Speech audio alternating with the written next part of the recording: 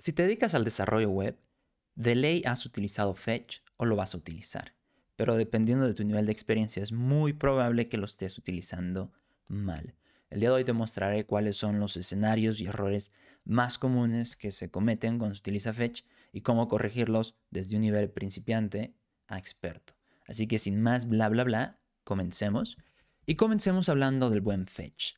Seguramente si tuviste un camino similar al mío, cuando aprendiste Fetch, también entraste al mundo de la asincronía en JavaScript, el mundo de las promesas, y entonces JavaScript dejó de ser divertido.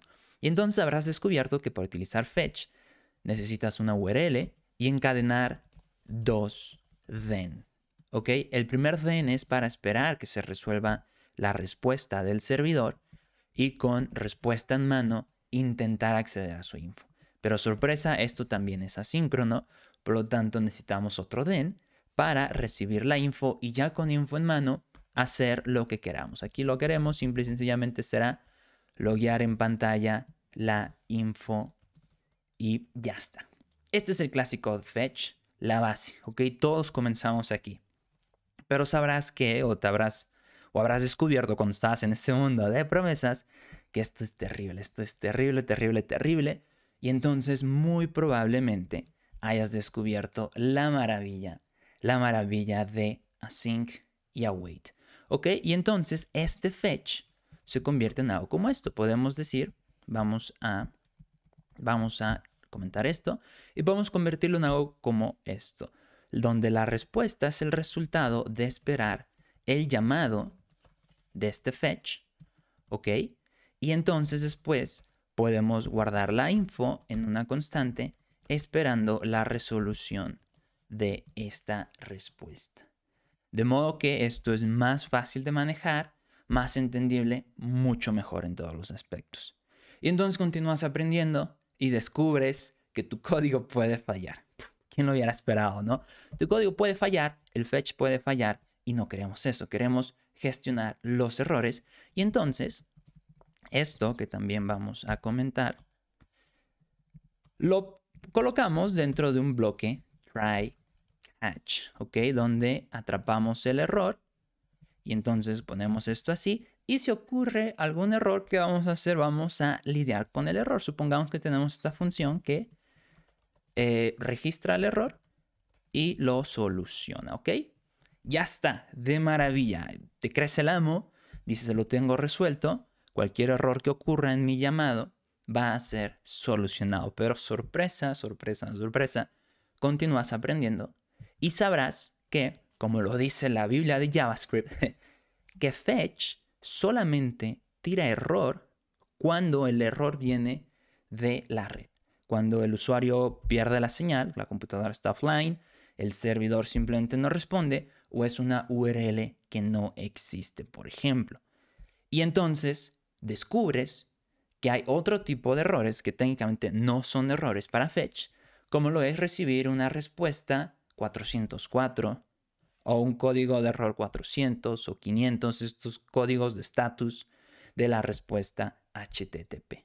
Y la pregunta es, ¿cómo lidias con estos códigos de error? Porque estos códigos de error, imagínate que aquí tu respuesta es un 404, tú intentas acceder a los datos de usuario, pero estos datos no existen porque no están presentes en tu respuesta, porque tu respuesta es un 404. La pregunta es, ¿cómo lidias con este error? Sencillo, muy sencillo. Conforme vas progresando, lo que haces es tomar este bloque try catch y como sabes que estos errores técnicamente no son errores en JavaScript, lo que haces es revisar que no existan estos códigos y tú tirar un error para que entonces tu bloque catch lidie con el error. ¿Y cómo haces eso? Probablemente cuando recibes la respuesta, lo que harás es lo siguiente, harás un buen if, donde revisas que la respuesta tenga el valor de OK. Si tiene un valor de OK, significa que tiene un código de entre 200 y 299, lo cual significa que en teoría todo debiera estar bien. Y entonces, si no está todo OK, ¿qué haces? El clásico, tirar un nuevo error. Y aquí lo que puedes hacer es colocar un mensaje como algo salió mal. Clásico. Y esto está bien, y esto está bien, en teoría, pero luego conforme vas aprendiendo, descubres que no todas las respuestas vienen en modo JSON. Descubres que dependiendo de cómo esté configurado tu servidor, puede que recibas una respuesta compatible con JSON o puede que no. Y entonces eso tienes que implementarlo en tu proceso de fetch. Y lo que puedes hacer o lo que mucha gente hace es, ok, reviso que tenga esta propiedad, ok, o bien reviso que los encabezados de mi respuesta con un buen get, reviso que el encabezado de content type sea, bueno, que no sea diferente de application JSON, ¿ok? Porque solamente cuando mi tipo de contenido es JSON, puedo llamar este método, ¿ok? Solamente si mi servidor me devuelve JSON, puedo utilizar este parseado de JSON. Caso contrario, sucede un error y esto lo estoy gestionando aquí, ¿ok? Y esto se ve bien, pero cuando trabajas con un backend más complicado, donde tienes distintos tipos de código de error, donde tienes un no autorizado, donde tienes un recurso movido, redirect, donde tienes un forbidden, lost, 500, el servidor no responde. No puedes aplicar una solución para todos los mismos códigos. Cuando tienes un backend más complicado, lo que necesitas es gestionar cada uno de estos códigos de error de manera distinta. Pero si te das cuenta, aquí cuando revisas tu OK o revisas el tipo de contenido, creas un nuevo error y no tienes manera de saber cuál fue el estatus que disparó este error. Y entonces la pregunta es, ¿sabes qué? Lo que tengo que hacer es trasladar este código, esta información al catch, que no se pierda, porque aquí la información, el error, lo único que sabrá es que algo salió mal. Esta es la info que estamos recibiendo acá, ¿cierto? Entonces la pregunta es, ¿cómo traslado esta información de error al catch para que pueda actuar de forma adecuada? Y entonces lo que se hace es tomar nuevamente este bloque. Vamos a comentarlo. Y acá hay dos formas en las cuales yo he visto que la gente actúa dependiendo del nivel de experiencia. Algo que he visto, no tan común, pero que me parece muy, muy guay, como dicen los españoles, es que yo he visto bases de código en las cuales las empresas y los equipos de trabajo crean un nuevo tipo de error. Un tipo de error que pueda trasladar esta info de la red. Si fue un código 400, 500, 404, etc. Para lo cual se utilizan las clases. Las temidas clases, y entonces se puede hacer algo como esto, algo sencillo. Crearemos una clase llamada ResponseError que extienda la clase de error. Y es necesario que la extienda número 1 para que reciba o herede, o bueno, esté en la cadena de prototipos de todas las propiedades de error, número 1. Y es necesario que lo extienda para que, al ser una extensión de error, este ResponseError pueda disparar o pueda activar este catch. ¿Ok? Entonces, lo único que necesitamos es un constructor, por ejemplo, para crear una instancia de este error de respuesta, donde recibamos un message y recibamos el objeto de response. Y con estos dos argumentos lo que vamos a hacer es utilizar super. Y recuerden que super lo que me hace es, me inicializa o bueno, activa el constructor de la clase que estoy extendiendo. Entonces cuando digo super estoy creando un nuevo error. Y aquí lo que voy a hacer es pasarle el mensaje y además como propiedad de esta instancia de ResponseError lo que haré es decir this.response es igual a el response que me enviaste como argumento. Y entonces lo que puedo hacer es que aquí, al momento donde reviso que no tengo un OK en mi respuesta, en lugar de tirar un error, tiro un response error y además del mensaje le pasamos el res. Y entonces acá, cuando yo reciba mi error, voy a tener disponible toda esta información de la respuesta. Y entonces, por ejemplo, mi función que lidia con mi error está log and handle error, podría verse más o menos así. Podríamos tener un... Vamos a hacer esto. Podríamos hacer algo como esto, en el cual revisamos error.response y luego revisamos el status. Y aquí podríamos hacer un switch, por ejemplo. Podríamos tener un switch donde si es 400, do aquello. Si es 404, do esto otro, ¿no? Si es un 500, a lo mejor un retry. Qué sé yo. Y esto dentro de nuestra función de log and handle error. Obviamente, aquí fíjense en el error, accedemos a la respuesta, a la propiedad de respuesta, porque como dueños del código, sabemos que el error que recibo aquí en el catch, el error que recibo en mi función, nosotros sabemos que es un error personalizado, un custom error, este response error. Pero no estaría de más, aquí en esta función que gestiona, antes de acceder a esta respuesta, antes de intentar acceder a la respuesta, a la propiedad, revisar que el error que estoy recibiendo sea una instancia de response error.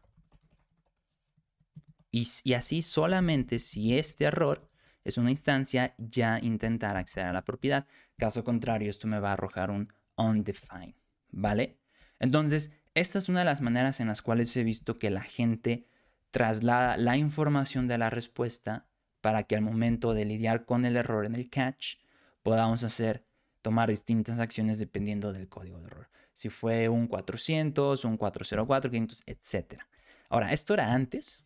Bueno, no es antes tan antiguo, pero hay una nueva forma un tanto más cómoda en cierta manera, aunque con sus pros y desventajas. Otra manera en la cual puedes... vamos a comentar esto de aquí. Otra manera en la cual puedes trasladar la información es que no necesitas revisar, no necesitas crear un error personalizado. Puedes utilizar el mismo y viejo objeto de error, pero como segundo argumento, el primer argumento siempre va a ser tu mensaje de error. Como en segundo argumento, pasas un objeto de opciones y una de estas opciones, que es relativamente nueva, se llama cause o causa. Y aquí en causa lo que puedes hacer es enviar la respuesta. Y entonces, aquí en tu función en la cual lidias con el error, en lugar de acceder a una propiedad response como lo hacíamos antes, lo que haces es acceder a causa y luego acceder a este response, que bueno, para este caso se llama res. Aquí accedemos a res y ya tenemos acceso al status. Y nuevamente podemos hacer un 400, 404, 500, dependiendo del error, lidiar de distintas formas, ¿sabes? Entonces, hasta aquí vamos bien, ¿no? Esto se ve bonito y se ve guapo. Y algo que también, dependiendo de la complejidad de tu proyecto o donde te encuentres en experiencia, es mover, vamos a copiar esto, vamos a comentarlo, es mover esta validación de acá. Aquí esto ya no lo vería tanto como seguir subiendo en la escala, siempre se lo vería como cuestión de preferencias.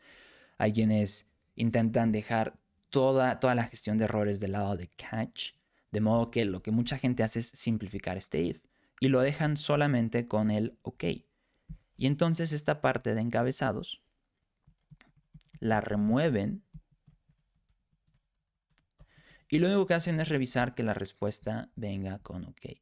Pero ahora imaginemos que la respuesta no es JSON. A lo mejor es un archivo, a lo mejor es mero texto, y si tú intentas parsear texto te va a tirar error.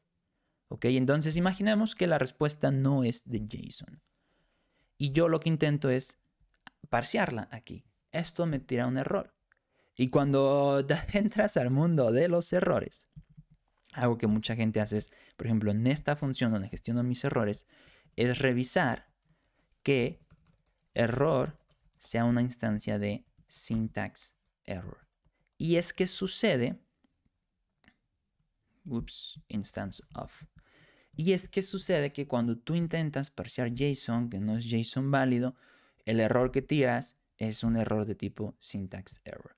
Y entonces aquí en tu gestión de errores puedes, número 1, revisar que el error sea de este tipo, o bien hay gente que lo que hace es revisar los encabezados aquí directamente. Obviamente, para acceder a la respuesta, nuevamente tendríamos que entrar a error.cos.res.headers y aquí revisar que si eso no es de tipo application.json, porque recuerden que res.json es solo una de las maneras de consumir la info de la respuesta, bueno, el cuerpo de la respuesta.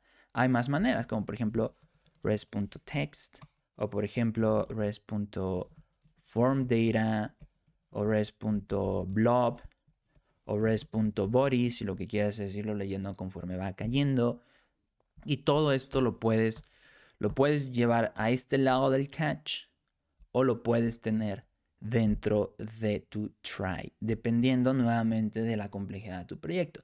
Obviamente tú como chico de front debes estar bien documentado de cuál es la URL que estás intentando consumir. Si tu endpoint está segurísimo que no te vuelve nada salvo JSON, puedes omitir unas cuantas de estas validaciones. Pero nuevamente, dependiendo de tu proyecto, es cuán robusto y cuántos edge cases tienes que estar previendo en tu código. Y es así entonces como pasamos de el buen y clásico fetch, de esta manera, pasamos a algo como esto de acá, ¿ok? Entonces, nuevamente la idea es no decir que estamos usando las cosas mal, sino que a veces simplemente no estamos cubriendo todos los posibles escenarios. Y está bien, nuevamente todo subjetivo dependiendo del contexto, pero pensé en hacer un video en el cual revisáramos estos escenarios. Y ojo que esto es solo para cubrir un fetch de tipo get, el más común, el de toda la vida, un get. La cosa se complica, bueno, no se complica, pero cambia un poquito si a lo mejor fuera un fetch de tipo post, por ejemplo. ¿Ok? ¿Qué pasaría en ese caso? ¿Qué pasa con los encabezados? Agrego un encabezado tipo JSON. ¿Qué pasa si cargo algún archivo? Por ejemplo, dependiendo de cómo agregues el blob, es probable que el encabezado se agregue solito y no me hagan hablar. Más adelante, dependiendo de tu aplicación, sabrás que hay escenarios en los cuales tienes que cancelar un fetch. Cancelar un fetch, ¿quién lo hubiera dicho? Nadie hubiera imaginado que es posible, pero es probable que estés haciendo fetch de algún archivo muy grande. A lo mejor estás descargando algún video o estás cargando algún video o algo muy pesado, y es ahí donde entran los Abort Controllers, que será tema de otro video. Así que si no te lo quieres perder, regala un me gusta, suscríbete y estate pendiente del contenido en este canal. Nos vemos.